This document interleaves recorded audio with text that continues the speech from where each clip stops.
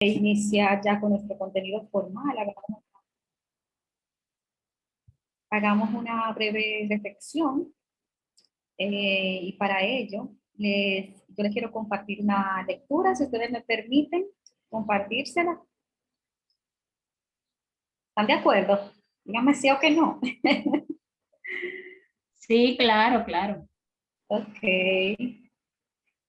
Bueno, miren, yo les traje esta lectura que creo que va muy acorde, pero ya luego ustedes me dirán sus ideas, compartirán conmigo sus ideas. Va muy de acuerdo con lo que estamos trabajando, porque a fin de cuentas estamos trabajando con la palabra, que tiene tanto peso sobre nosotros. Y este texto se llama así precisamente, se llama La Palabra de Pablo Neruda. Es un fragmento del texto Confieso que vivió. Y se los voy a leer y luego ustedes me dan sus impresiones y lo comentamos un poco. Dice así: todo lo que usted quiera, sí señor, pero son las palabras las que cantan, las que suben y bajan. Me prosterno ante ellas, las amo, las adquiero, las persigo, las muerdo, las derrito. Amo tanto las palabras, las inesperadas, las que glotonamente se esperan, se acechan, hasta que de pronto El caen. auricular, por favor, que se me olvidó. Vocablos amados. El cargador del celular. Perdón, pongan su micrófono en silencio, por favor. Gracias. Continúo. Brillan como perlas de colores, saltan como platinados peces. Son espuma, hilo, metal cocido.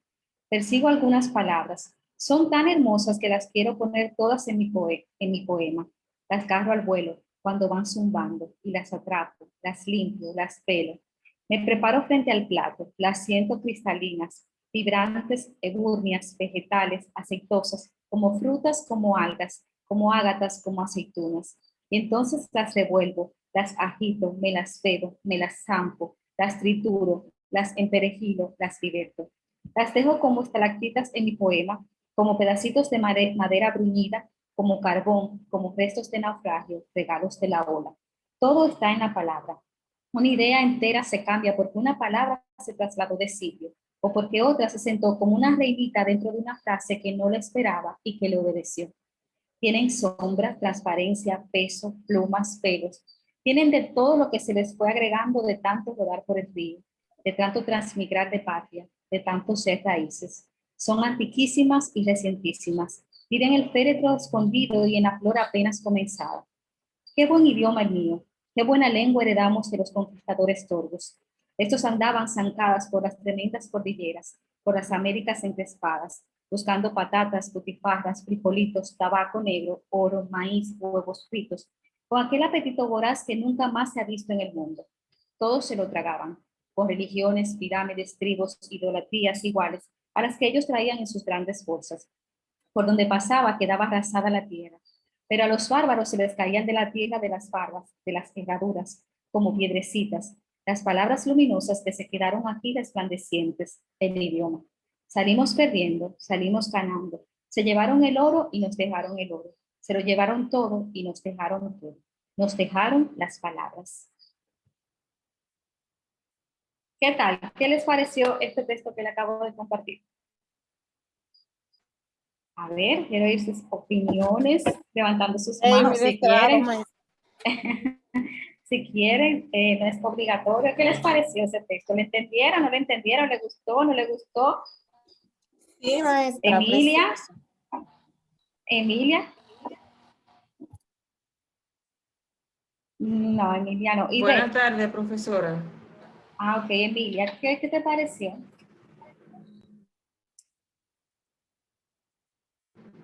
Acabo de entrar, profesora, disculpa, y es que no como... pude ver el... No, tranquila, está bien. Como vi que lo tenías... Jamie, maestra.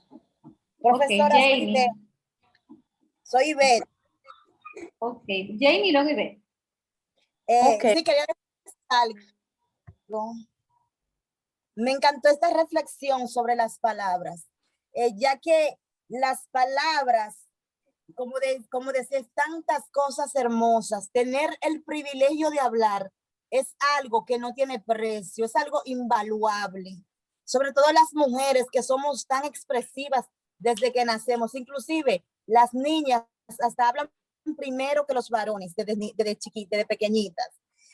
El lenguaje es la transmisión de conocimientos, de un mundo de conocimientos. Mediante el lenguaje y la palabra podemos vivir mundos diversos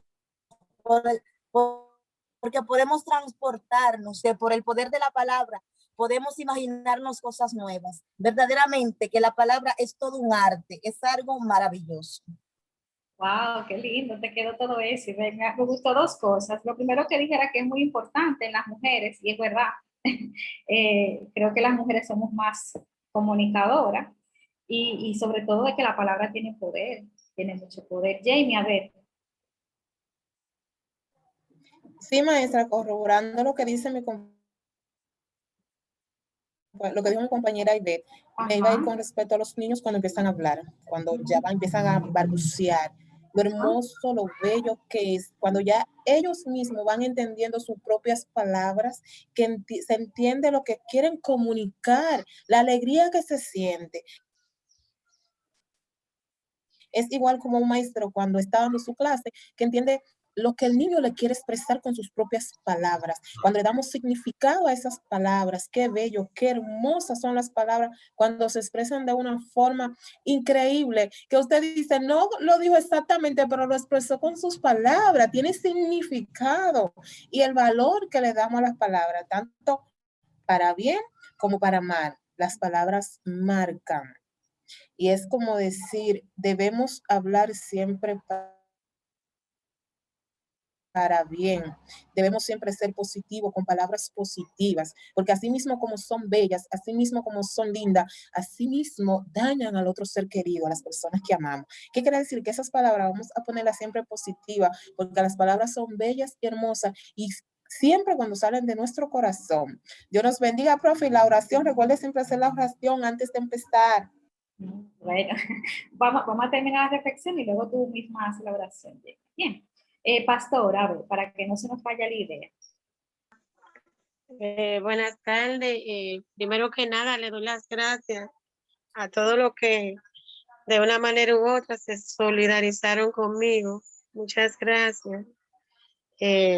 A veces uno pierde a una persona que no tenía la misma sangre que ella, pero era lo único. Después, bueno, de hecho, yo estoy aquí con los sobrinos. Sí, debo entrar al diplomado, aunque mi sentimiento esté en otro lado. Y sí, esas palabras que expresaron mis compañeros de diplomado en solidaridad, en un momento determinado, las palabras son un todo. Pablo Neruda, en realidad, cuando hace esa reflexión, la hizo para toda una vida, porque las palabras dan vida. Pero al igual que como dan vida, también pueden dar muerte. O sea que todo va a depender del sentimiento que se le ponga a la palabra, de ese sentir que uno piense al expresarla, porque ella expresa las acciones, los sentimientos, todo lo que recoge Pablo Neruda en esas exponencias son realidades que presenta desde los conquistadores cuando vinieron aquí, que trajeron esas palabras, que trajeron el idioma. Aún así, sigue existiendo a través de todas las comunicaciones. Sin las palabras no lo podemos expresar, no podemos expresar el sentir, no podemos accionar, o sea que la palabra es un todo. Y si nos vamos al punto de vista religioso, también por la palabra, Papá Dios hizo el mundo. Gracias. Gracias a ti, pastora, y más sentido pésame. ¿Alguien más? ¿Alguna frase que le haya marcado? ¿Cómo lo relacionan con su realidad como orientadora o como docente o como coordinadora? Bien, buenas tardes. Adelante, Que le Vianey. bendiga. Gracias. Hubo algo que me llamó la atención, que él decía, se llevaron el oro y nos dejaron el oro. O sea, ahí él se refería a cuando vinieron los españoles, ¿verdad? Ajá. Y nos engañaron con un pedazo de espejo. Ajá. Pero en realidad, ellos se llevaron su oro, pero nos dejaron las palabras. O sea, Idioma. mediante las palabras, al idioma, mediante las palabras, nosotros podemos conseguir más oro. Mira, no Claro. lo había pensado. Sí, es verdad, es así. Y las palabras, como decían nuestras compañeras, tienen poder.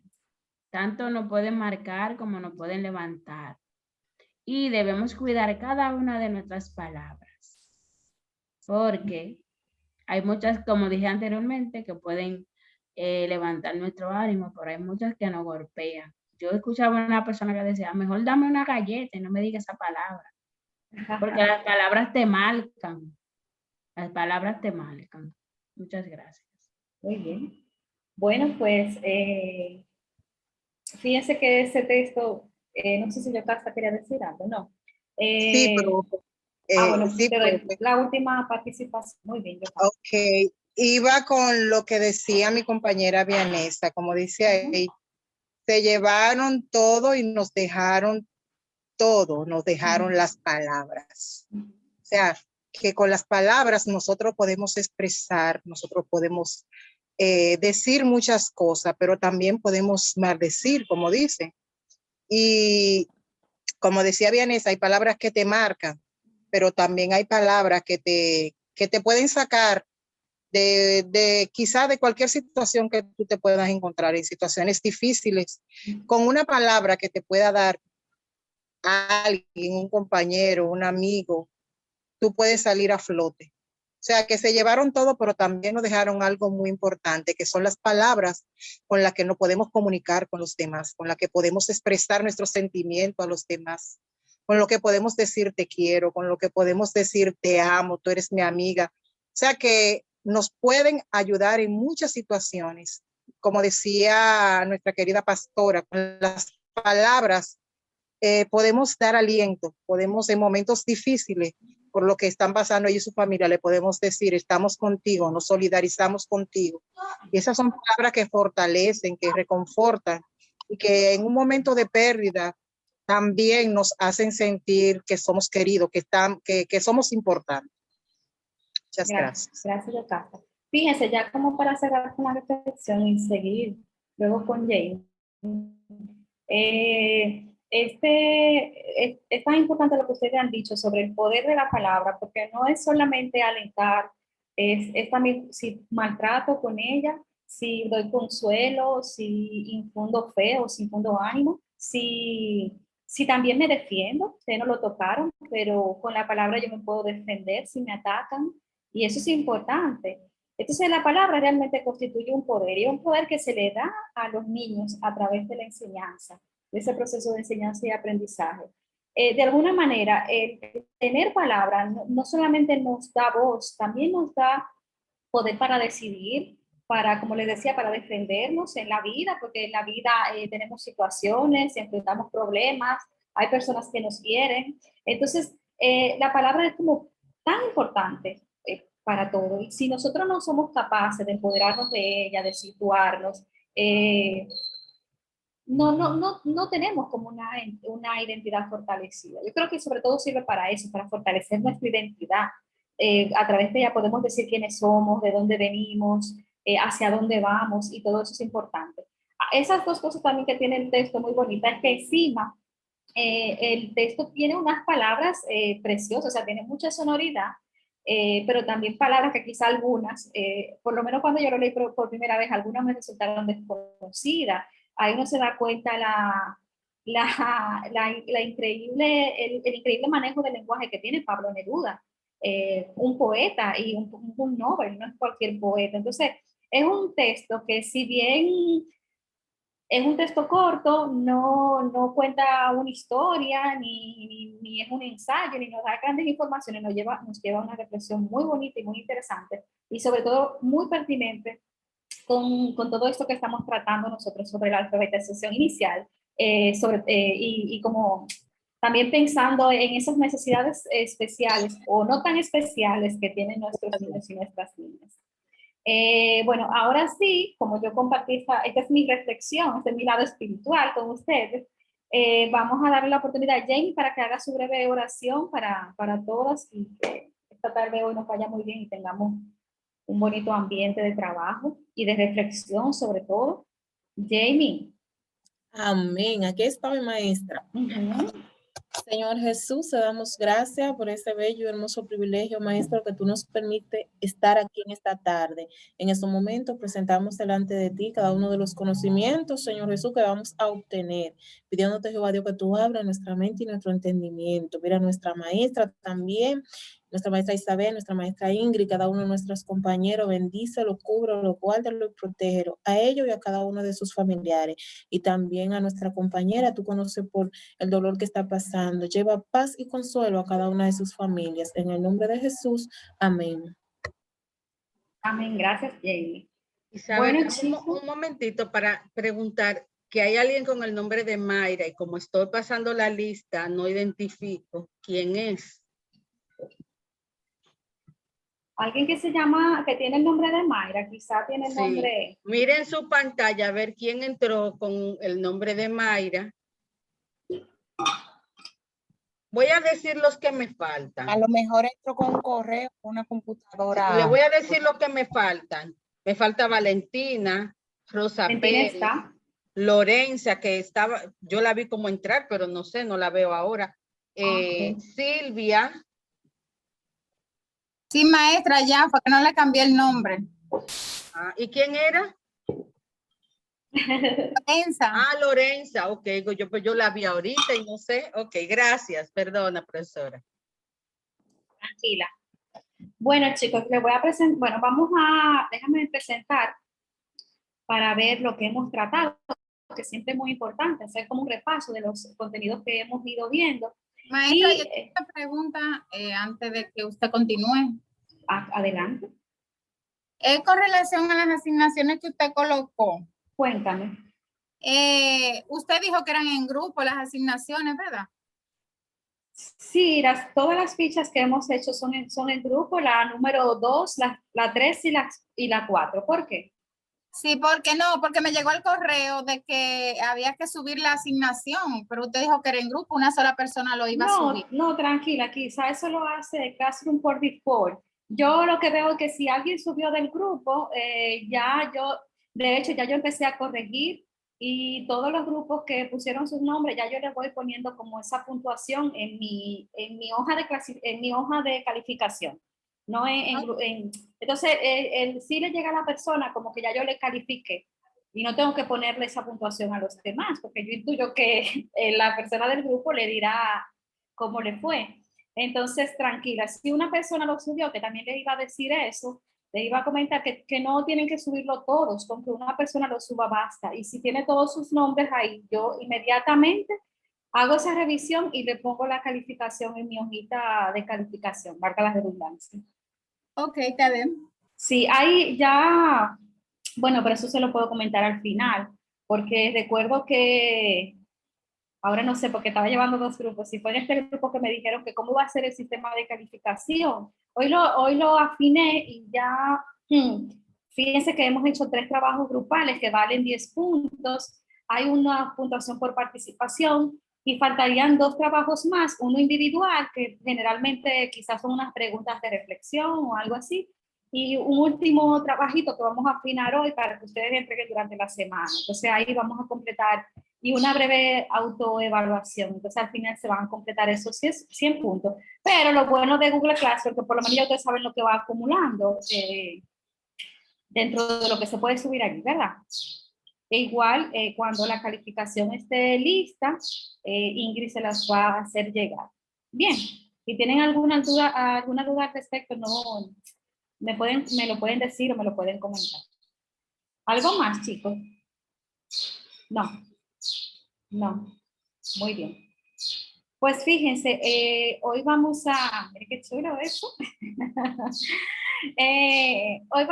Fíjense que la semana pasada tratamos estos temas, la lectoescritura emergente, Y dentro de esa lectoescritura, una parte era la animación a la lectoescritura, que eso como que lo enfatizamos y vimos algunas estrategias de animación a la lectura. Lo que vamos a tratar en el día de hoy son las etapas de la alfabetización. Bueno, vamos a verlo por arribita, las etapas de la alfabetización, que me imagino que ustedes están un poquito familiarizados, si no se van a familiarizar con esto hoy.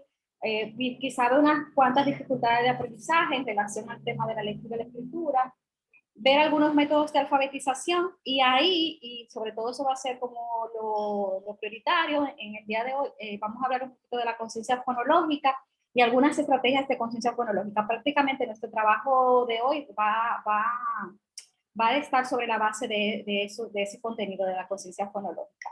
Sí, a mí siempre me gusta repasar. ¿Ustedes recuerdan en qué consistía la lectoescritura emergente? Cuando hablamos de lectoescritura emergente, ¿a qué nos referimos? ¿Lo recuerdan? Vamos a repasar esos aprendizajes. No me diga que no lo recuerdan. Kirsi, levanten la manito, recuerden. Ok. Usted habló que la lectoescritura emergente, el niño nacía con ella. Son esos primeros aprestos que el niño utiliza para acercarse a la lectura y a la escritura. Muy bien. ¿Y recuerdan algunos elementos de la lectoescritura emergente, por ejemplo? ¿Cuáles eran esos componentes o esos elementos que se trabajan dentro de ese proceso de alfabetización, prealfabetización, podemos decir? ¿Lo recuerdan? ¿No lo recuerdan? Profe, aquí Odalis, ¿no sería lo de la comprensión oral? Estaba la comprensión oral, ¿qué más? Producción oral, Ajá. producción escrita y comprensión escrita. Muy bien, ¿y cuál es más, Benita? Ahí, profe, ya. Ajá. La grafomotricidad. Exacto, el que tiene que ver con el trazo. Ajá. Y la animación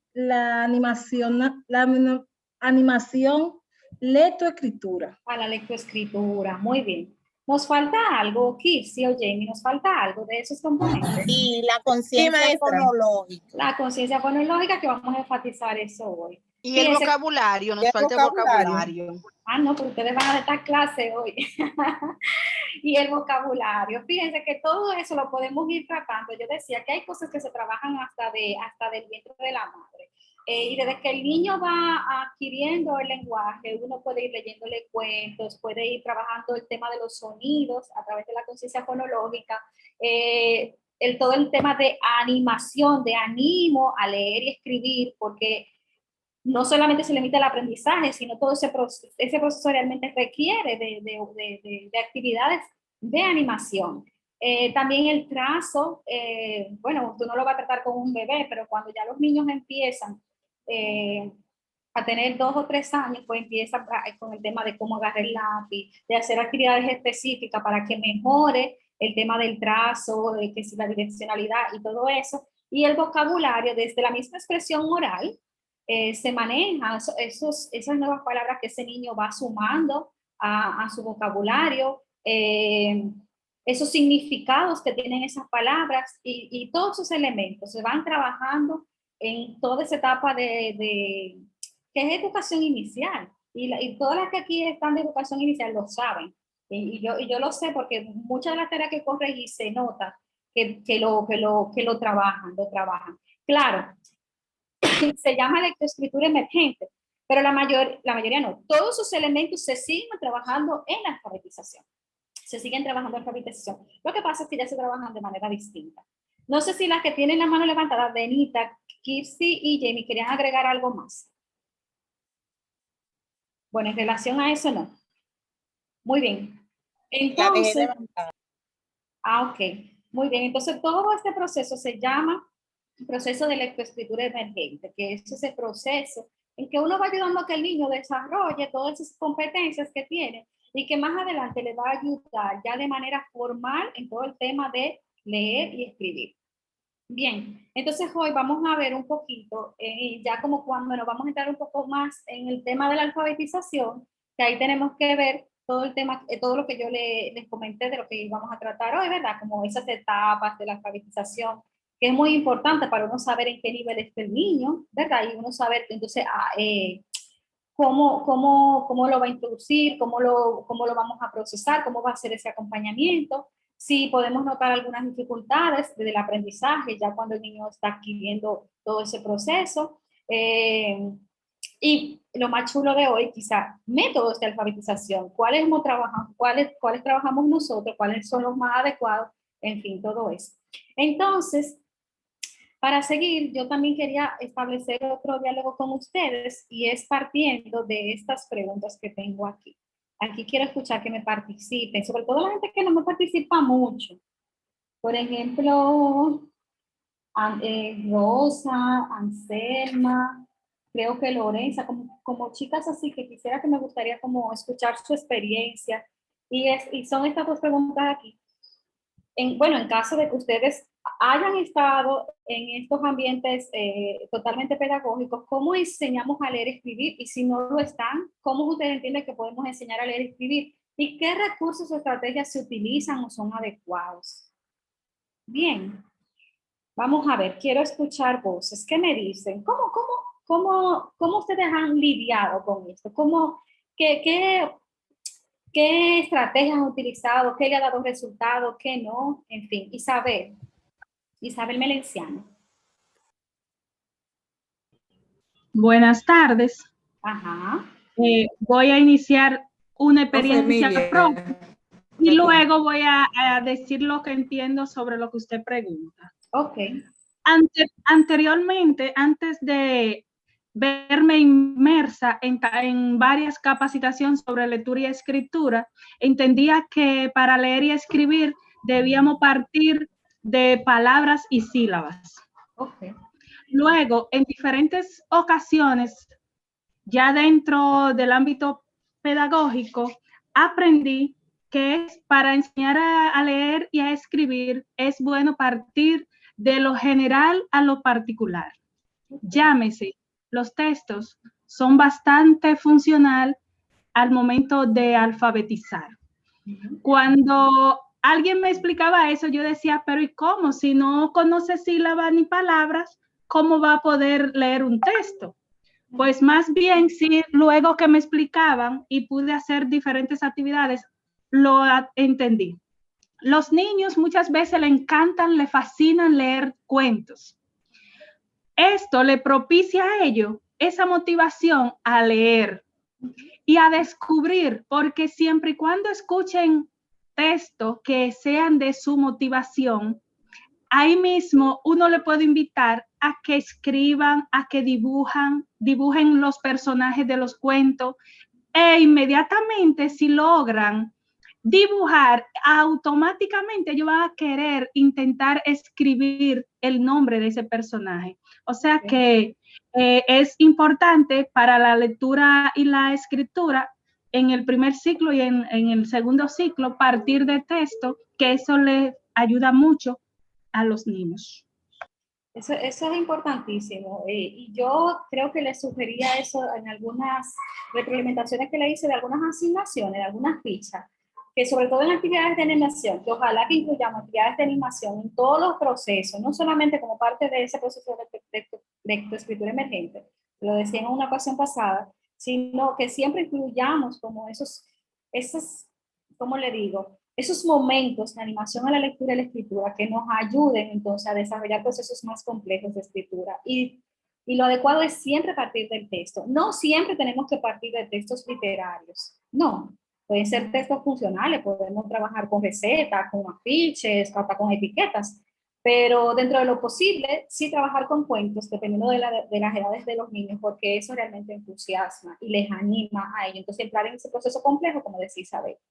Bien, Wanda Pérez y luego Cristina. Wanda. Sí, profe. Buenas tardes. Yo pienso, profe, que se puede enseñar a leer a través del propio nombre de los niños, ¿verdad? Podemos deletrear esa palabra y a través de cuentos sencillos. Y para la escritura debemos utilizar lo que es la motricidad fina, los trazos. De esa manera los niños pueden dominar la lectoescritura. Tú, en el tema de los trazos, ¿tú has desarrollado alguna estrategia específica? ¿Qué tú utilizas en ese momento cuando tú quieres desarrollar la motricidad fina? ¿Qué recurso o qué herramienta o cómo tú lo haces? Bueno, en una ocasión trabajé en un colegio que era Montessori. Ajá. Y la experiencia que tengo específicamente, porque soy psicóloga ahí con mi niña, y utilizábamos, era doblando la ropa para utilizar la motricidad fina. Ya la enseñaba a doblar ropa, a trasladar granos de habichuela de un envase a otro. Ajá. Y picar papeles y esas cosas. Muy bien, Wanda, gracias. Cristina. Durante la experiencia que tengo como docente, los textos funcionales siempre ha sido el punto de partida para nosotros poder trabajar cualquier área, incluso no importa sociales, naturales, cualquier área, porque a través de la integración de las asignaturas hemos podido trabajar en esas vertientes. Y desde el dibujo, desde ese dibujo inicial con que ellos se expresan, ha sido una experiencia maravillosa para verlos llegar a ellos ya a producir textos completos. Desde esa primera trazo, que los padres muchas veces dicen que ellos hacen garabatos, que ellos no saben hacer eso, como ahora dicen, el problema mayor para el nivel inicial, que los padres dicen, pero es que el niño no sabe, pero el padre no sabe. Y cuando ellos te dibujan, tú les preguntas, ¿qué es eso? ¿Qué tú hiciste ahí? Mira, este es este, está haciendo este, está conversando con ese, y ese luego va a ir para este lado. Eso es emocionante porque me impactaba ver la imaginación de ellos expresándose a través del dibujo. Ya desde ahí comienzan ellos su exploración y su inserción a la lectoescritura. El que ellos solo ya cuando van en una etapa silábica, verlo a ellos que escriben 2 letras, pero ya ellos están expresando, ahí te puedes leer, mire, profe, ahí dice esto, mire, y aquí dice el nombre de mi mamá, mire, María, y ya tú desde ahí va a comenzar a que ellos vayan agregando elementos, letras, para ya irse a una alfabetización formal, ya, a una etapa alfabética, donde ya ellos puedan expresarse de una forma formal. Y esa es la experiencia más bonita que yo haya podido tener, ver cómo esos primeros trazos y ya verlo un niño alfabetizado por completo. Y desde esos textos funcionales es la mejor estrategia que puede tener un docente, trabajar con letras sueltas, trabajar con etiquetas, con letreros de la comunidad, con sus nombres. No hay una cosa que le interese más a ellos que ese nombre. Eso para ellos es sagrado. Hasta cuando en una etiqueta o en un papelito está puesto ese nombre y otro niño le pone la mano, eso para ellos es una ofensa. Y de verdad es interesante ver cómo ellos hasta a través de ese nombre, principalmente, que es tan importante para ellos, el nombre de su mamá, de sus hermanos, ver cómo ellos se van insertando en la alfabetización, es de verdad una experiencia maravillosa. Ok, muy bien, Cristina. Ahí lo importante no es como casarse con un tipo de texto, es como darnos la oportunidad de que ellos exploren todos los tipos de textos que puedan haber. Que sean así tanto funcionales como literarios. Esto también, como yo decía, va a depender un poco de la edad y también de los intereses del niño, porque a veces los niños están interesados en otras cosas. Eso también va a depender del grupo con el que estamos trabajando. Cristina, te doy la oportunidad ahorita. Tengo a Marlene, a Iluminada. Ahora se le levantaron la mano muchísimas. Y le voy a dar 3 oportunidades, la que tenía la mano levantada primero. A Yesenia, a Iluminada y a Marlene. Ahorita seguimos participando y vamos a hacer un poquito más breve. Recuerden que estamos viendo cómo enseñamos a leer y escribir, qué cosas nos han dado resultados. Obviamente, lo que utiliza una no lo utiliza la otra, hay cosas que no dan resultado a unas y a otras que no, eso va a depender del grupo. Bien, pero me gustaría escucharla, saber cuáles son sus experiencias. Bien, entonces, Iluminada, adelante. Sí, buenas tardes. Con respecto a lo que es el texto funcional, yo le voy a agregar algo que todavía no se ha mencionado, pero como usted decía, sí podemos partir de un texto funcional que se adapte al grado y a las necesidades de nuestros estudiantes, a los intereses de ellos. En ese texto, un ejemplo, encontramos palabras y es bueno que siempre que vayamos leyendo con los estudiantes, se vaya trabajando lo que es el vocabulario. Hay una palabra, un ejemplo, aparece la palabra banana. ¿Qué otro nombre tiene la palabra banana? Y ahí mismo se le aporta, le pregunta al estudiante si la conocen, cuáles son los beneficios de esa palabra, nos alimentamos con ella, qué nos aporta. Es bueno que se le explique al mismo instante al estudiante cualquier palabra que se desconozca el significado para ellos. No debemos de dejarla pasar. La otra parte es trabajar los grupos grandes y los grupos pequeños. Como tenemos en el aula, no tenemos un solo grupo de estudiantes, y mientras van avanzando y vamos leyendo, vamos trabajando esa estrategia. También la decodificación de la palabra, trabajar las letras, trabajar los nombres, la letra inicial, la letra final, identificación del sonido. Es decir, hay un sinnúmero de estrategias, actividades que podemos utilizar partiendo de un texto funcional. Y como usted decía, no necesariamente puede ser de un poema, de una receta. Lo importante es que el niño aprenda a leer y a escribir. Gracias. Muy bien, Iluminada. Marlene. Bien, una de las estrategias que yo he utilizado con mis niños para enseñarlo a leer y a escribir, primero es que identificar las letras, que ellos la puedan identificar, porque hay muchos que desde el preescolar sí la identifican, pero hay otros que no. Y hay que irle trabajando ese reconocimiento de cada una de esas letras. Y en cuanto a la lectura, me fascina, y a ellos también, porque lo he tenido como experiencia, trabajarle con el sonido de las letras. A ellos les fascina eso. Y hay una canción que casi todos los maestros la conocemos, que se llama así mismo El sonido de las letras, que cuando yo trabajo con ellos, inmediatamente el que está un poquito más atrás, no sé, de una vez arrancan, porque ellos, cuando nosotros le mencionamos, por ejemplo, la M, así ellos como que se quedan, pero para yo ligarla con una vocal, pero cuando le damos el sonido, que es con la A, ya ellos ahí se le hace mucho más fácil el trabajar con eso. Por eso me fascina trabajar el sonido de las letras y el reconocimiento de cada una de ellas. Muy bien, Martín, excelente. Yesenia. Buenas tardes. Muchas de las estrategias que han mencionado aquí en mi centro educativo la hemos utilizado, pero ahora yo les voy a dar una breve experiencia, que fue la que en la escuela tuvimos un proyecto cuando estábamos de manera presencial con niños de tercero, en el cual ahí para alfabetizar a algunos niños los dividimos en grupos según su capacidad. Comenzamos con ellos a construir el abecedario. Con ellos mismos buscamos hojas de colores para escribir conjuntamente con ellos esas letras.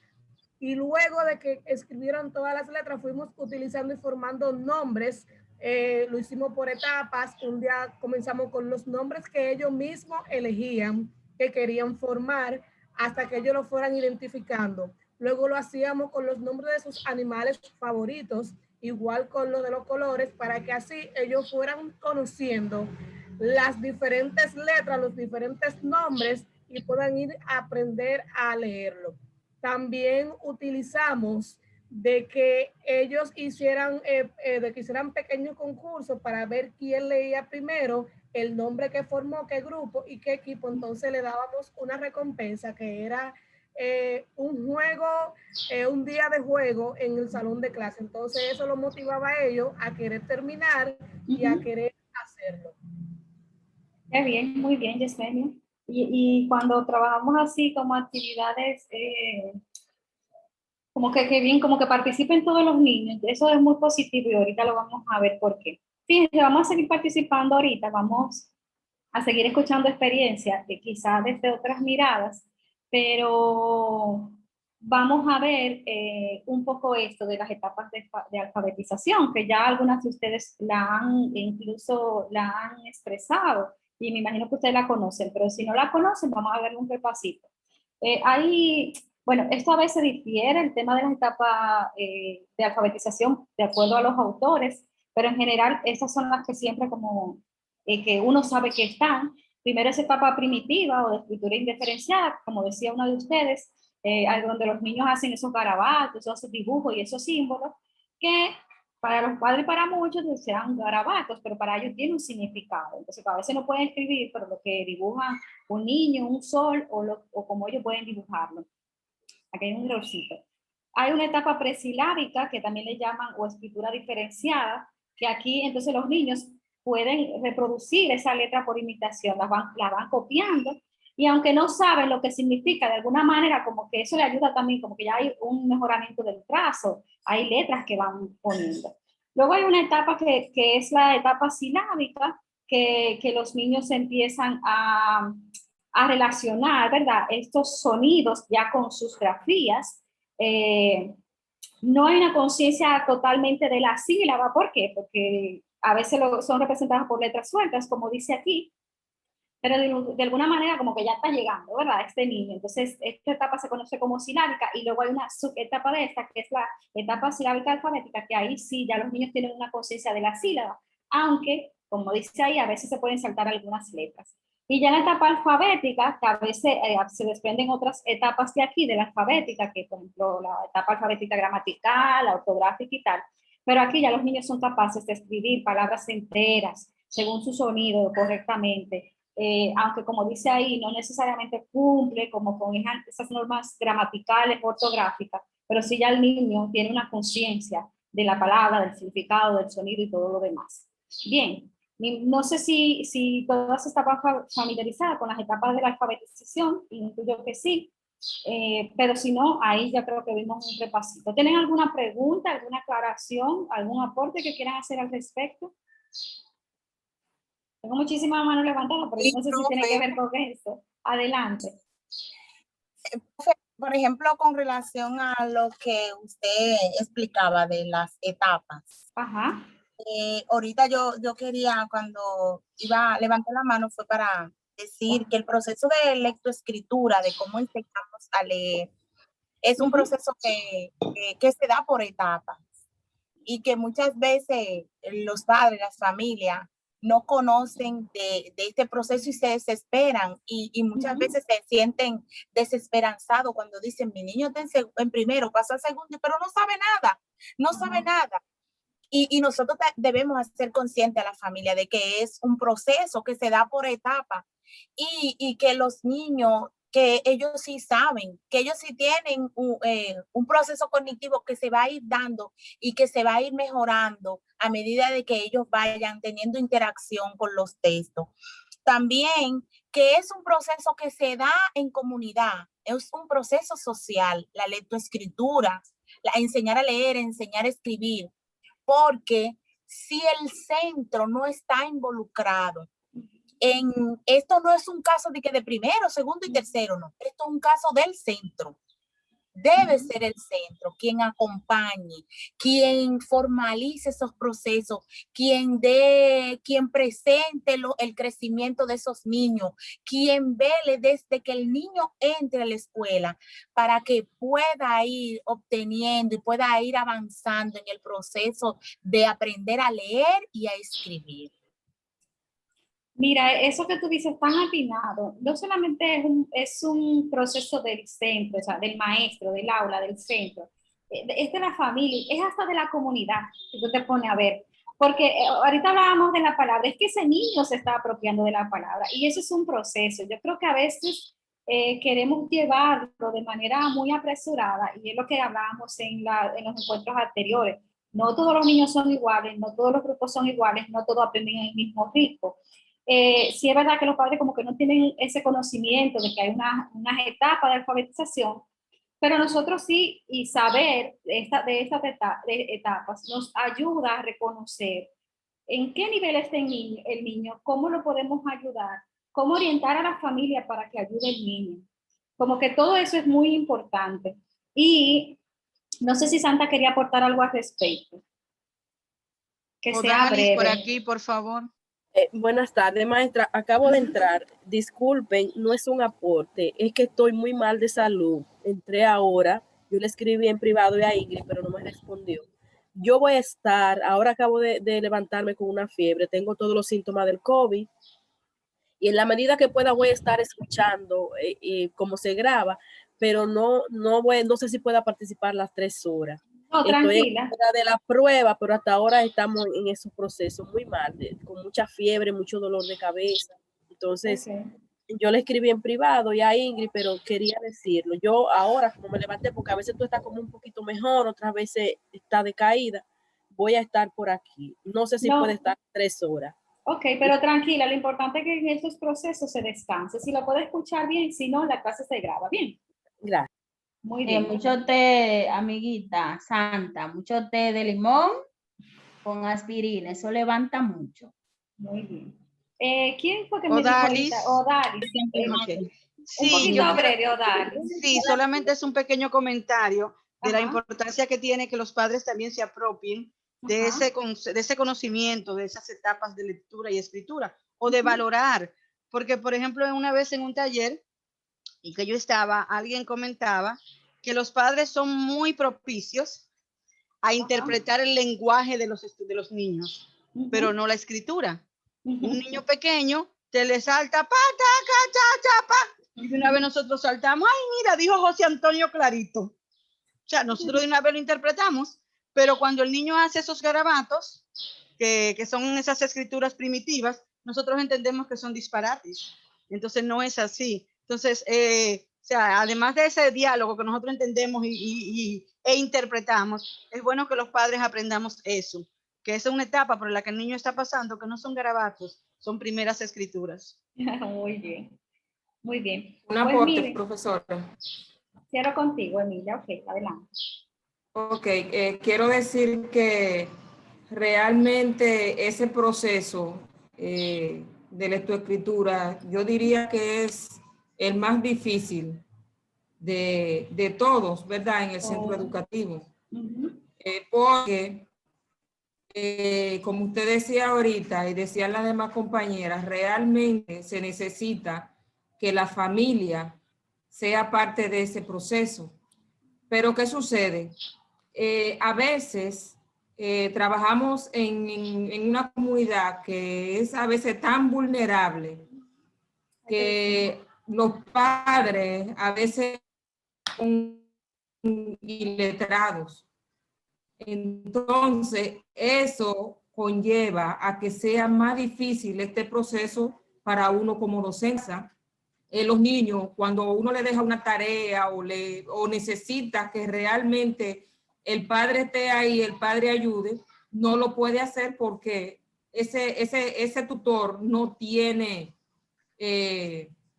la manera de ayudar porque realmente tampoco sabe leer y escribir.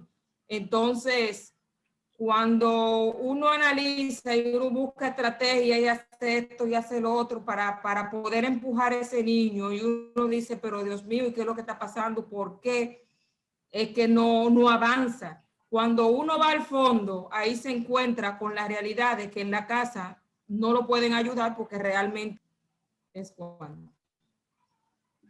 Muy bien, Emilia. Yo voy a ver si le subo, pero ya sería mañana,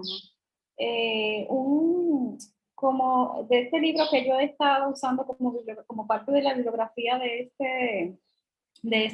estos encuentros, de estos talleres, que son sugerencias para los padres analfabetos. O sea, como algunos tips que se le pueden dar a los padres, siempre y cuando, ¿verdad?, tengan la apertura, para que ayuden a los hijos en su proceso de alfabetización, aún siendo ellos analfabetos. Como hay algunas ideas que se le pueden dar a estos padres como para que puedan ayudar.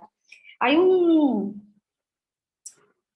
¿cómo se dice? Un decir, no es la palabra adecuada, pero hay un decir africano, me parece, que dice que para educar a un niño se necesita toda una tribu, y en eso hemos como, en todo eso estamos de acuerdo, ¿verdad? Como no solamente es una responsabilidad del maestro, de la familia, es del tío, de la hermana, del hermanito, del centro educativo en general, y si es posible como de esa comunidad. Como ella decía muy bien, ¿verdad? A veces estamos en comunidades vulnerables que no tenemos esa ayuda, y hay que trabajar con eso. Es muy difícil, la verdad, pero hay que enfrentar eso de alguna manera, buscar la forma. Ahorita seguimos participando, chicas. Fíjense, eso que ustedes decían, bueno, cerrar esta partecita aquí, si bien conocían las etapas de la alfabetización o no, saber que generalmente los niños están como en esa etapa alfabética, o sea, en ese proceso de desarrollo sobre los 6 años, que luego entonces se fortalece ya, si se perfeccionan esos aspectos que están más relacionados a la caligrafía, la ortografía, inclusive hasta a la ortografía y la caligrafía. Y aquí dice, es una cita que luego lo voy a poner correctamente, que esos alumnos deben estar normalmente escolarizados, o sea que como que los niños que no estén en ese paquete, como que los niños como que no estén en ese proceso, como nivelados en ese proceso, es porque ya tienen como unas condiciones especiales, sin perturbaciones orgánicas, aquí como dice, orgánico-sensoriales, a la hora de aprender a escribir o el intento de dominar esta técnica. Uno de ustedes decía, es un proceso complejo, no podemos esperar que el niño empiece hoy y que ya al año que viene está totalmente alfabetizado. Hay muchas maestras que lo logran, pero es un proceso que viene desde antes. Es como ir desarrollando todas esas condiciones para luego, como cuando venga esa etapa formal de la alfabetización, el niño se sienta más competente, con capacidad de llevar este proceso, pero aún así no desesperarnos si no lo logramos a la primera. Y en relación a ese proceso, de esa complejidad de la lectura y la escritura, fíjense, este cuadrito, qué interesante es. Como toda, yo se lo decía como un encuentro anterior, como todo el proceso que se hace durante la lectura y la escritura. Por ejemplo, en la lectura, y voy a empezar con la lectura porque iniciamos siempre por la escritura, antes de la escritura, aunque es un proceso, ¿verdad?, que se da de manera paralela.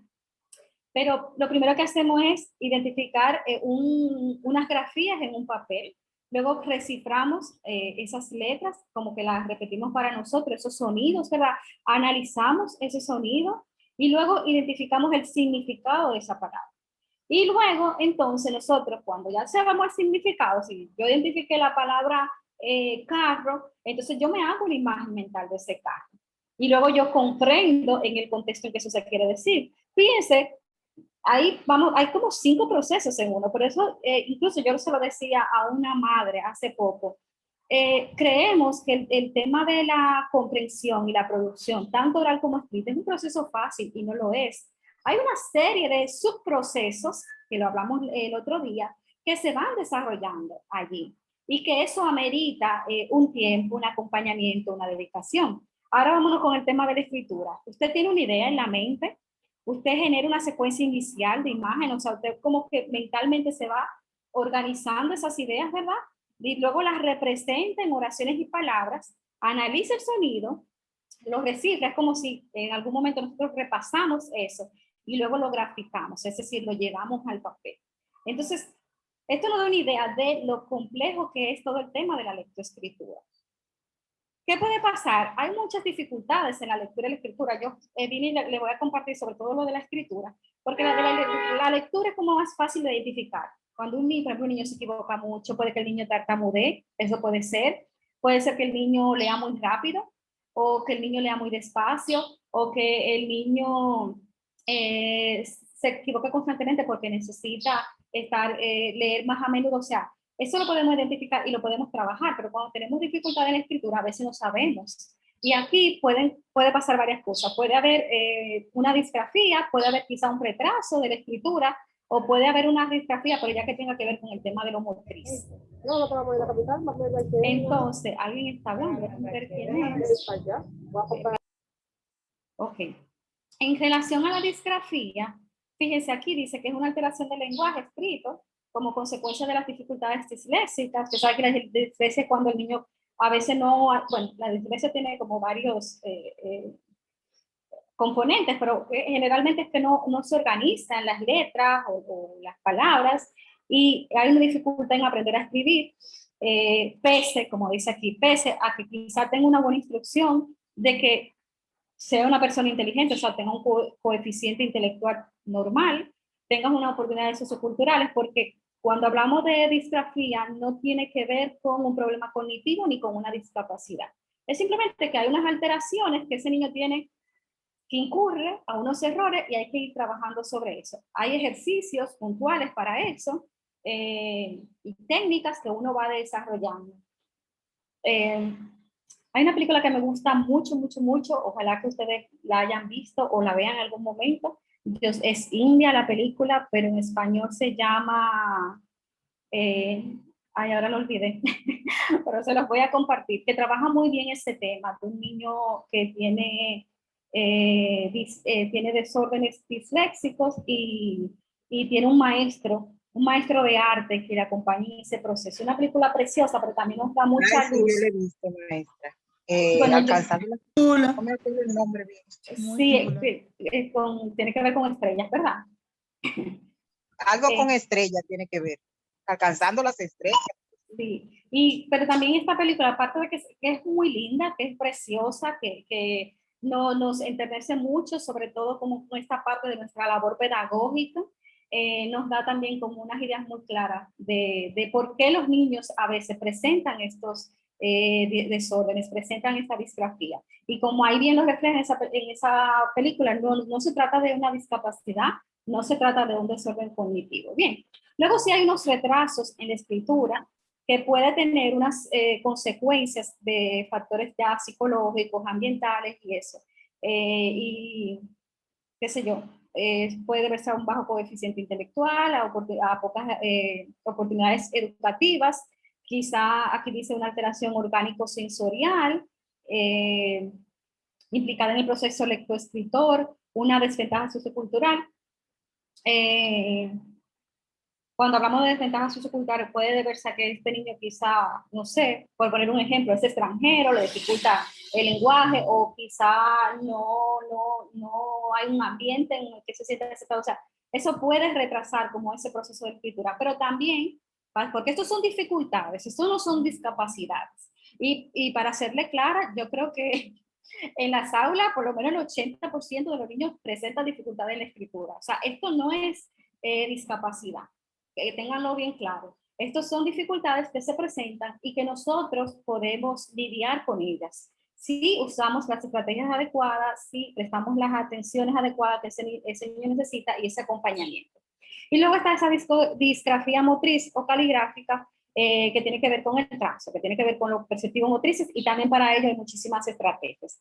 Ahora, hay unas maneras, no unas maneras, pero sí uno lo identifica de acuerdo, qué sé yo, por ejemplo, la escritura de este niño es irreconocible, no se entiende lo que lee, incluso hay letras específicas que los niños les cuesta escribirla, por ejemplo, la letra D y la B, muchas veces los niños cuando están en ese proceso la confunden, la letra N, porque empiezan con la M, entonces cuando llegan a la N, se traban, como que hay unas letras específicas que a los niños les cuesta escribir.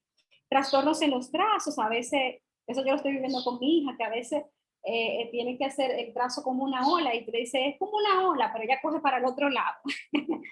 Bien, a veces borra mucho porque quizá no hay una seguridad o puede deberse a otros factores. En fin, aquí dice progresivo deterioro de la calidad de la inclusión de la escritura. Hay niños que empiezan a escribir muy bonito y ya luego cuando siguen como que se desordenan, a veces tiene que ver con los márgenes, las líneas, una escritura temblorosa, o sea, hay maneras de verlo. Claro, es lo que decía ahorita, por ejemplo, un niño que esté en tercero o cuarto grado, como que superando estas dificultades. Entonces, si vemos que son muy visibles y muy, ¿cómo le digo? Muy marcadas, entonces tenemos que trabajar sobre ellas. Bien. Entonces, aquí hay unos métodos de alfabetización, pero antes me gustaría si tienen comentarios, aportes, dudas, lo que sea. Se llama Estrellas la Tierra. Tengo a Iluminada y a Santa. Y Yocasta. Ok, vamos a empezar con Yocasta y luego con las demás. No, que le estaba dando el nombre de la película. Estrellas. Le estaba dando el nombre de la película. Estrellas en el cielo. En la Tierra. Estrellas en la Tierra. Está en Netflix. Estrellas en la Tierra. En YouTube. Quien no la ha visto, véala, porque de verdad. También está en YouTube. Muy bella, muy bella. Gracias, Yocasta. Cristina, ¿tienes algún aporte o algún comentario? Sí, ahí entre las dificultades de escritura, no vi la escritura de espejo. Yo tuve ese caso. ¿La escritura de qué? De espejo. Para tú poder entenderla, tienes que ponerle en un espejo. Escriben totalmente contrario a cómo van las letras. Y la maestra me decía que él tiene problemas cuando yo llegué al grado. Cuando la veo, ya habíamos tenido una clase en mi tiempo de universidad. Y digo, que aquí está el problema, es que él tiene los trazos de escritura espejo. Y hablé con la familia, comenzamos a trabajar con el niño, ya otras actividades para él diferenciar cómo iba una letra de otra, porque había que ponerla frente al espejo para tú entender qué era lo que él escribía. Quizá porque en algún momento como que, digo yo, no recibió esas instrucciones de como la dirección de las letras. Ahí me declaro totalmente ignorante. De hecho, me surge la duda, no sé si el niño era zurdo o era diestro. Voy a investigar sobre eso. Era diestro. Diestro. Puede aparecer en los niños esa escritura. Y es muy interesante, me parece hasta motivador, porque no, totalmente. Era una experiencia nueva para mí. Sí, mira qué bien, qué bien. ¿Algo más? ¿Algún aporte? Muy bien, entonces... Maestra, disculpe, pregúntale a Cristina, que fue la que hizo el aporte del niño. ¿Era disléxico el niño? ¿Tenía una dislexia? Yo no soy psicóloga, soy docente. Trabajé esa parte, no llegué tan profundo, no había una psicóloga en el centro para quizás trabajar cosas más profundas. Yo no te puedo dar un diagnóstico porque no se le hizo pruebas. Solo trabajé la parte pedagógica y el niño pudo comenzar a escribir ya convencional. Ok, está bien. Trabajé con él desde primero hasta tercero. Y una pregunta. Trabajar, otra pregunta para ti, Cristina. Pero, ¿cuáles estrategias puntuales tú recuerdas que tú implementaste? Porque hasta este momento para mí era desconocido esa realidad. Puede buscarla, así mismo, escritura en espejo en los niños. Trabajé periódicos, muchos periódicos, lectura de texto, para que él fuera viendo también la direccionalidad hacia dónde debía dirigir las letras, con puntos, porque había que direccionarle otra vez las letras. Esas fueron algunas actividades que a grosso modo así recuerdo, porque tuve que buscar estrategias, actividades que pudiera yo ayudarle a él a trabajar. Y el borrar y rehacer, también eso había que hacerlo. Escribirle debajo bien y el rehacer en hojas en blanco, muchas cosas que iban surgiéndome en esos momentos para trabajar con el niño. A mí me surgen dudas, porque por ejemplo, ¿será una dislexia, un desorden, o será quizá algo que tenga que ver más con lo motriz? Por ejemplo, en Montessori se utiliza mucho que los niños, bueno, y todas las iniciales aquí lo saben, de trabajar con la arena, por eso mismo, para que el niño como que no solamente como que adquiere el trazo desde lo cognitivo, sino como que haya una relación entre lo motriz y lo sensorial. Por eso es el niño hace el trazo con la araña como para saber. Pero yo tampoco lo había escuchado. Sería bueno que investigáramos todos y mañana pudiéramos aportar sobre eso. Pero está bien interesante como saber a raíz de qué surge esta dificultad del aprendizaje. Una pregunta, pero él comprendía, ¿verdad? Y se expresaba, la expresión y la producción era bien, ¿sí o no? La oral él la tenía muy bien. Podía conversar, se relacionaba con sus compañeros, no era retraído. Era eso lo que tenía básicamente. Y como docente nueva en el sistema, conocía así de la dificultad de escritura que se podía presentar por la psicóloga que tuvimos en la universidad, que nos mostró también que se podían dar esas dificultades de escritura. Y como ya tenía el conocimiento de que eso podía aparecer, trabajé en base a eso, en un reto bastante fuerte porque era algo novedoso. Yo nunca había trabajado eso. Eran mis primeros años de docente. Tenía creo que 2 años que había entrado al sistema y fue algo muy, muy retador en ese entonces. Muy bien. Bueno, está muy interesante este caso. Bueno, pero vamos a continuar, chicos. Entonces vamos a ver un poco los métodos de alfabetización. Y aquí también me gustaría cuestionarles a ustedes. ¿Conocen? No, porque todos conocemos métodos de alfabetización. ¿Algún método de alfabetización que ustedes digan, este es el método más efectivo? Vamos a ver, esto siempre como que genera un poco de debate en cuanto a los métodos de alfabetización. ¿Qué opinan ustedes? ¿Cuál método de alfabetización ustedes entienden que es el más adecuado? ¿Cuál es utilizado? ¿Cuál le ha dado resultados? Partiendo de su experiencia, ¿qué me pueden decir? Déjenme proyectar de aquí los métodos de alfabetización. Antes de darle la participación, decirle que estos son los métodos, ¿verdad?, que conocemos. El alfabético, que usted presenta las letras, ¿verdad? El niño conoce el abecedario, el nombre de las letras, y partiendo de allí, pues va como ampliando desde la sílaba, la palabra y tal. Luego está el método fonético, que trabaja con el valor sonoro, y aquí se trabaja mucho el tema de la conciencia fonológica. Luego está el método silábico, que es en el que la mayoría nos alfabetizamos a través del Nacho, ¿verdad? El método con las sílabas de primero más, mínimo, muy, etc. Luego también hay un método global que una vez como que se puso un poco de moda, hace como, qué sé yo, 10 años, que es trabajar la alfabetización desde palabras o frases. Como por ejemplo, se trabaja con qué sé yo, elefante, y se trabaja todo en base a esa palabra o una expresión.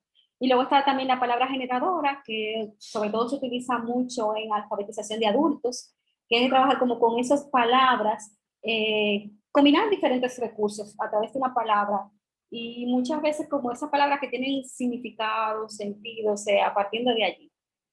Entonces, no sé si tienen más información, si la conocen, y ahí también me gustaría saber, de acuerdo a su experiencia, ¿cuál ustedes entienden que es el método quizás el más adecuado o el que ustedes le ha dado más resultados? Kirsi, adelante. Bueno, profe, yo voy a iniciar con esta frase. Para mí, el más adecuado es el que... ¿Verdad? Para mí, el más adecuado es el que da resultado en el contexto que usted lo utilice. Porque cuando nosotros comenzamos a trabajar, partiendo desde el texto, yo estaba trabajando en segundo de primaria y yo decía, pero ¿y cómo? Desde ahí fue casi como una resistencia, como desde un texto, porque ya estábamos acostumbrados a trabajar, sí, pero en realidad cuando entonces fuimos experimentando y viendo los resultados, veíamos que era factible y que daba los resultados que nosotros esperábamos, que en un momento el niño por ejemplo, que nosotros pensábamos que no sabía nada y ya al último instante el niño se despertó y estaba leyendo, entonces ya uno quería del año escolar. Fue muy fascinante. Para mí el que da resultado es el mejor. Muy bien, gracias, Kirsi. Wanda. Muy bien. Yo una vez trabajé en un multigrado que era primero de primaria y segundo, donde los niños de segundo no sabían nada. Entonces yo utilizaba el libro Nacho y me daba muchos resultados. Primero le enseñaba lo que eran las vocales y luego iba por consonante. Y para yo evaluar esos aprendizajes con los niños, yo lo que hacía era que le daba dictado. Los viernes le daba dictado, pero yo tenía que alfabetizarlo uno a uno, pero sí tenía resultado con el libro Nacho. Muy bien. Isabel, tu experiencia, y luego Orlenis. Qué bueno, y luego me gustaría escuchar otras voces. Corroborando con Kirsi, es bueno resaltar que a pesar de que el libro Nacho es bueno, que con ese fue que aprendimos, tiene sus altas y sus bajas. ¿Por qué? Porque el libro Nacho, cada palabra nos muestra un dibujo. A veces hay niños que sí leen la palabra porque ya conocen el dibujo. O sea, que más bien es enseñarle al niño a que puede identificar palabras sin que tenga que ver el dibujo, porque ocurre con niños que se da el caso que ellos se saben el libro Nacho se lo saben por el dibujo, pero cuando tú le presentas un periódico o otro libro, ya el niño está frisado. Por eso dije que corroborabas con Kirsi, porque es bueno usar los recursos que en verdad uno le den resultado. Y como decían ahorita, la comunidad educativa es importante tomarla en cuenta al momento de la lectura y la escritura.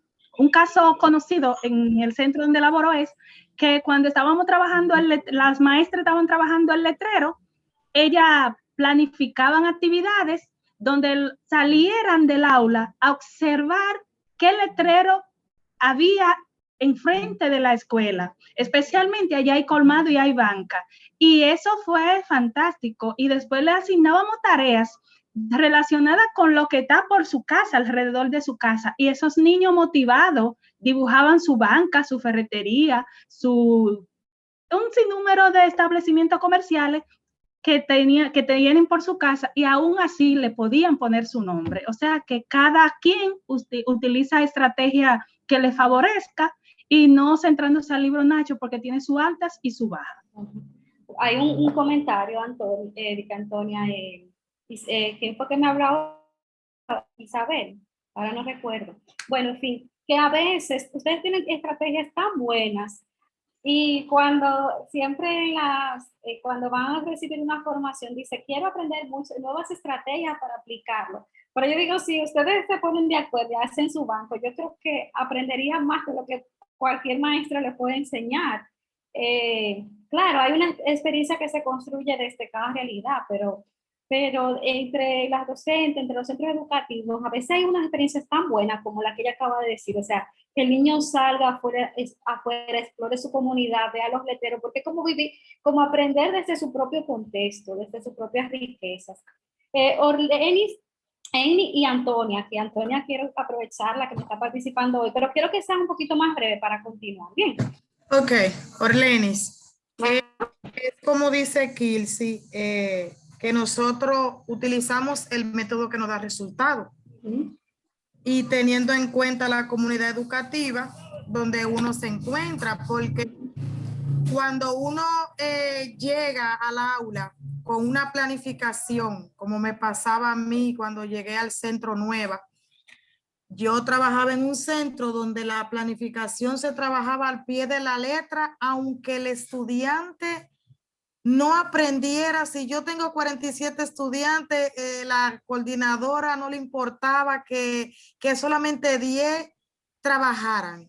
No, Orlenis, que hay que trabajar eso porque los técnicos vienen, porque digo, ay, Dios mío, yo quiero salir de esta escuela porque esta directora, esta coordinadora me tiene a mí loca, porque no me deja trabajar con lo que los estudiantes quieren, no con lo que yo quiero. Bueno, pues al centro donde estoy, yo iba con mi planificación, ya usted sabe, con siendo muñequito y todas las cosas bonitas por haber y por haber. Pues ahí, gracias al Señor, mi directora me decía, Orlenis, ¿usted trajo la planificación? Sí. Bueno, pero la planificación que yo traje no está acorde al grupo que yo voy a trabajar.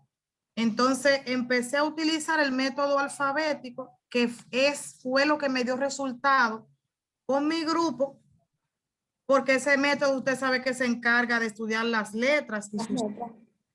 El nombre de las letras. Exacto, y va de la letra a la palabra y establece importancia en el nombre de la letra también, en su desarrollo que sigue el orden alfabético, estudiando cómo se escucha. Entonces ahí el niño va afianzando los sonidos y yo lo que hacía era, vamos a coger pedacitos de cartón.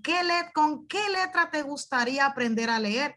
Porque comencé a trabajar en primero en ese centro que aún estoy. Y los niños me plasmaban la letra con la que querían aprender. Y lo que no me querían aprender con la letra, que yo les decía, ¿y cuál es tu juguete favorito? Ah, profe, la bicicleta. ¿Y con qué letra comienza bicicleta? ¿Y qué sonido tiene? Y ahí me iba, mire, y hacía un mundo, pero ¿con qué? Con las cosas que los niños querían, no con lo que yo llevaba en esa mascota para quedar bien con los técnicos.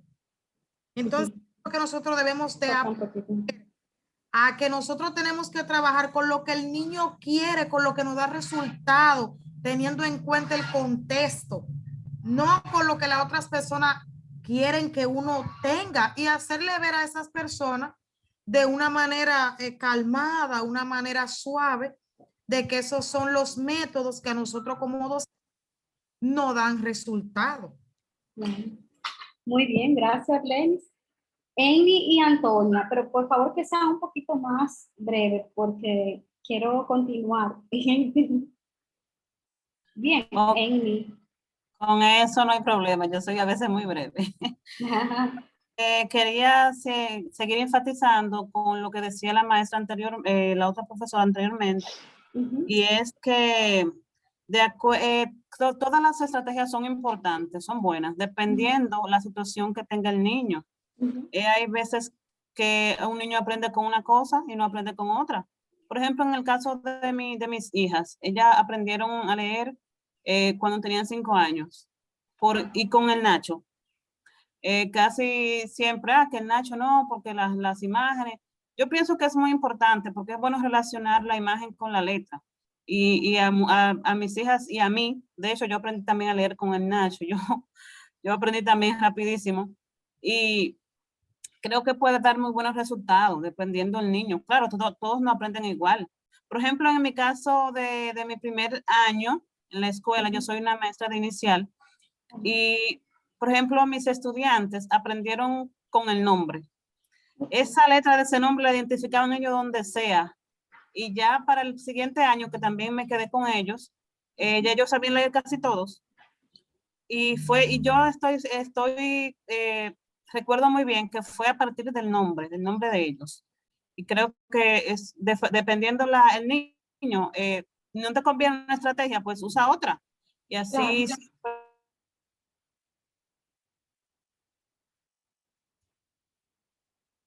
se va a obtener buenos resultados. Ok, gracias, Amy. Antonia, muy puntual, ¿cuál estrategia has utilizado y te ha dado resultados? No está ahí, Antonia. Aquí estoy, profe. Bien, Antonia. Discúlpeme que el internet que me está frizando mucho. Muy bien. Bien. A mí siempre me gustó utilizar la alfabetización o el deletreo, creo que es.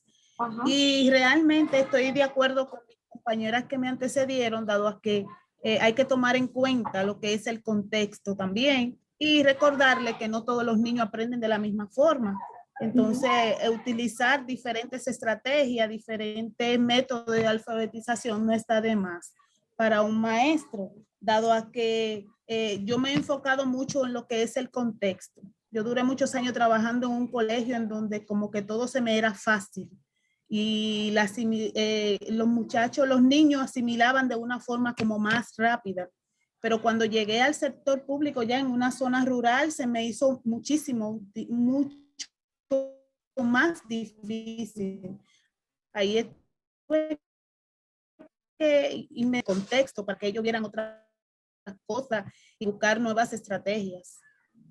Es cuanto, ya, dado que ya mis compañeras anteriores abarcaron parte de todas las ideas que tenía. No, pero muy buena idea. Ahorita te voy a dar la oportunidad. Bien, y discúlpame. Y por un lado le agradezco mucho de que no se me pongan brava, porque yo tenía otro grupo que se me ponían brava cuando no les daba la participación, pero tenemos que entender algo. Mire, fíjense que con todo el día de hoy, y yo se lo quería recalcar al principio, es un proceso como de construcción y reflexión. O sea, es más lo que podemos construir entre todas que lo que vamos a aportar, porque de hecho, cosas que estamos viendo en el día de hoy, ustedes lo saben. Es como fortalecer esas ideas. Bien, pero ahorita me guardo tu opinión porque vamos a seguir como dialogando y tú me la compartes, Yocasta, o la persona que estaba aquí. Fíjense, con el tema de los métodos de alfabetización, como decían algunas de ustedes, y quizá todavía siendo más exacto, yo no creo que haya un mejor método. Todos son adecuados y ninguno es el mejor. Bien, de hecho, hoy vamos a trabajar el tema de la conciencia fonológica y nos vamos a dar cuenta que de alguna manera la conciencia fonológica como que va tocando los diferentes métodos y hasta ahí es donde tenemos que llegar. Que los niños... primero, claro, hay que identificar las necesidades, siempre van a haber unas maneras que el niño aprende mejor que otro niño y uno va a ir como, pero también darnos la oportunidad de ir utilizando estrategias diversas en ese proceso de alfabetización. Yo creo que ahí está la clave, que como no casarnos con un solo método, sino permitirnos dentro del aula explorar, que yo me imagino que todas lo han hecho o lo hacen. Si bien trabajo con el método silábico, pero en algún momento tengo que meter el método alfabético o el método fonético o trabajar desde un método más global, que no es de que voy a alfabetizar a todos mis niños partiendo de un método específico. Y yo creo que incluso cuando hablábamos de lectoescritura emergente, cuando ahora vamos a hablar de alfabetización, vamos a ir viendo que la verdad es que como que tenemos que ir tocando un poco de todo. Ustedes dirán, pero es muy disperso o quizá el niño se confunda. Ahí es bueno señalar algo que tocó Antonia o no sé quién fue que lo tocó. Si tenemos una planificación, lo más seguro es que lo logremos. Y todas nos planificamos, ¿verdad que sí? Vamos a trabajar con una letra en este periodo o vamos a trabajar con... ¿Qué es lo que queremos lograr con el niño? Y ahí vamos planificando y vamos usando diferentes estrategias y vamos a ir logrando ese proceso. Bien, entonces fíjense, bueno, aquí, esto lo voy a dejar para ahorita. Este señor, Hugo Salgado, que tiene unos libros que iremos tocando algunas ideas de su producción hoy, él dice que hay 4 caminos convergentes para lograr la alfabetización. Uno es la presencia de los portadores de textos, que es clave, es sine qua non. ¿Por qué? Porque y sobre todo, él hace énfasis que no solamente el texto, porque el texto puede ser cualquier cosa. Un texto puede ser un video, o una entrevista, o un cuento, o una receta, pero es dentro de lo posible ese texto impreso. O sea, es acercar al niño a todo lo que tiene que ver con la cultura impresa. Porque ustedes dirán, bueno, sí es verdad que estamos con tecnología y todo, pero de alguna manera el conocimiento se enfatiza si acercamos a ese niño a la palabra, al lenguaje, al texto, pero de una manera que él pueda manipularlo, que él pueda estar como cerca de ese universo que está ahí a través de ese texto, de esa palabra o de lo que sea que estemos trabajando. Y ahí, por ejemplo, siempre se nos hace mucho énfasis en las aulas letradas con sentido, como hablábamos en un encuentro, que ese niño tenga la oportunidad de estar cerca de diferentes textos, como decía Antonia, me parece, que el texto es el letrero de la escuela, el nombre de la escuela, eso es importante. El calendario de los niños que cumplen años o de las tener, ay, ahora me olvidé esa palabra, pero lo que sea que estemos ahí, como que el niño tenga en contacto permanente con la palabra, con las letras, y que eso esté cerca, y si está impreso, mucho mejor.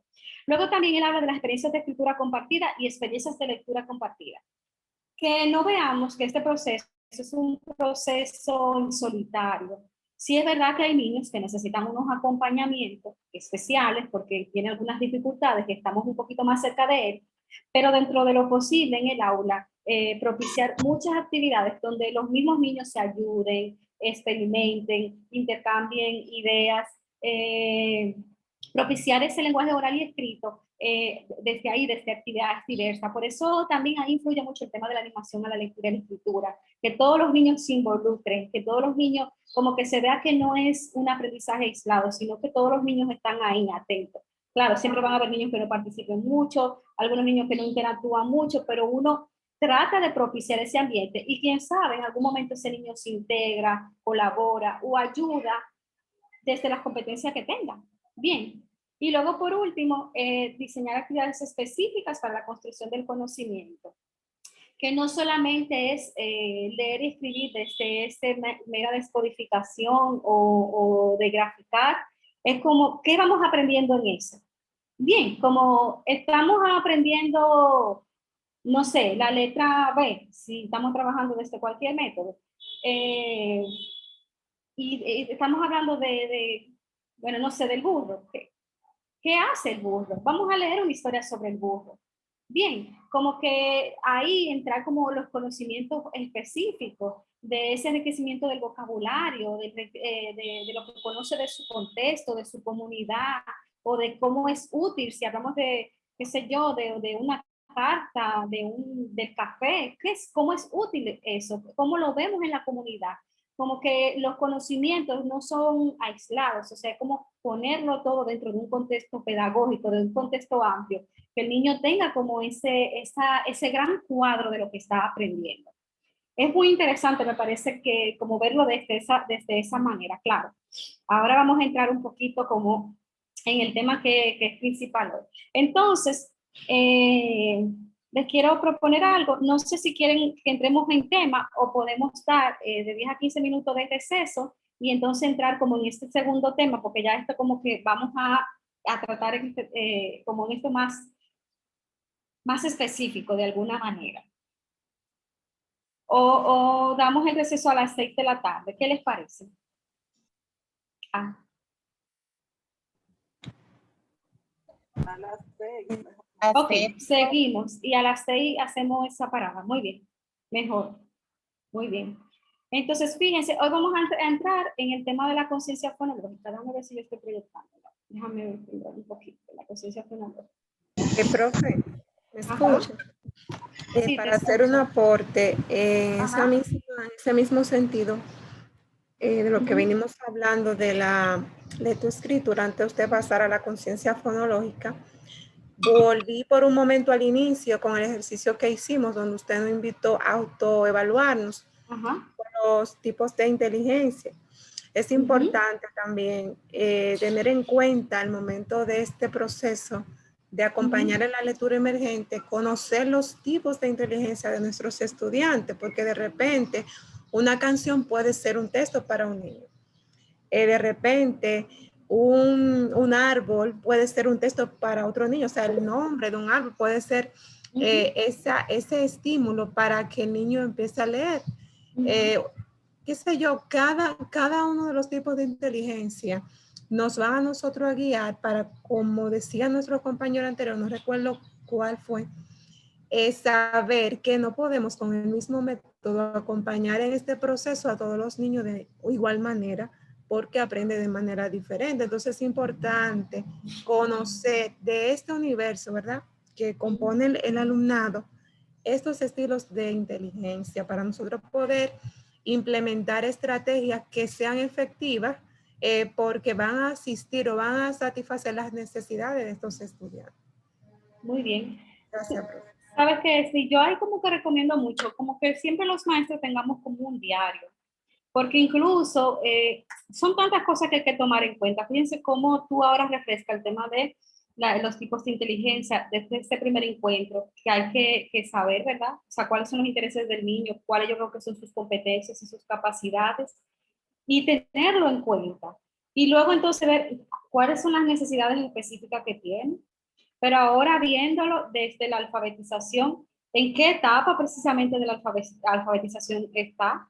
¿Cuál es el método? O sea, yo creo que hay cosas incluso que sabemos, o sea, sabemos que María, que no le gusta esto, que hace esto, pero en algún momento se nos puede pasar, sobre todo porque hay una realidad que nos duele a todos y con la que vivimos. No es María, son 39, 40 y quién sabe cuántos niños más tenemos por aula. Entonces, eso creo que nos puede ayudar mucho, como tener ese diario que nos refresque, como que podamos consultar de todo eso que tenemos que tener en cuenta a la hora de nosotros construir aprendizajes. Así que gracias a eso y por favor.